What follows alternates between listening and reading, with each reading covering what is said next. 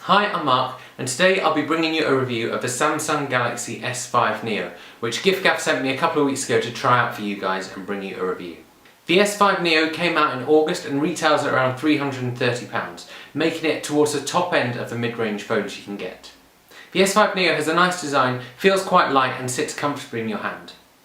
On one side of the phone you have the power button, on the top you'll find a headphone jack, on the other side you'll find your volume controls, and then on the base you'll find a micro USB port. The back of the phone is removable, which means if you want to change a battery in the future you can. This also allows you to add a memory card. Just make sure the back is clipped back in properly to keep the phone waterproof. The front of the phone has a really nice looking 5.1-inch full HD screen, which I found was really responsive and looked great as well. The phone has an octa-core 1.6 GHz processor with 2 GB of RAM, which means whilst it isn't the fastest phone out there, it has no problems with day-to-day use and switching between apps.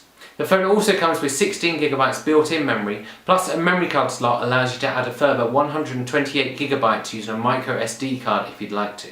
Of course, the phone also has built-in Bluetooth, Wi-Fi, NFC and is both 3G and 4G ready. Battery life on the S5 Neo is reasonable as well, and I found it could take quite a lot, although realistically you'll still be charging it once a day. The S5 Neo has two cameras. The front-facing camera is a reasonable 5 megapixel camera, which is ideal for selfies and Snapchat. This camera can also take full HD video. The rear-facing camera is a more impressive 16 megapixel camera with autofocus and LED flash. I quite liked the results from the camera, but they weren't quite as good as I expected. The rear-facing camera can also take full HD video, which looks good, but it didn't focus quite as quickly as some of the other phones that I've tried out. A nice addition to the phone is that it's IP67 dust and water resistant. This means you don't have to worry about showers, just make sure that removable back is clipped on first. The S5 Neo runs Android Lollipop, which works really well on the device. The built-in apps make it easy to make calls, send messages, get directions and browse the internet. The media apps also make it easy to browse your photos. Videos look great on that HD screen, and the audio player is nice and easy to use too. Alongside the phone, giffgaff also sent me a Kit Sound Mini Buddy portable speaker to have a go with, and hooked up to the phone I thought it sounded pretty good for such a small and cute speaker. Samsung have also bundled their health app onto the phone, which is designed to link up to their accessories, but also lets you track exercise and measure your heart rate using the heart rate sensor on the rear of the phone.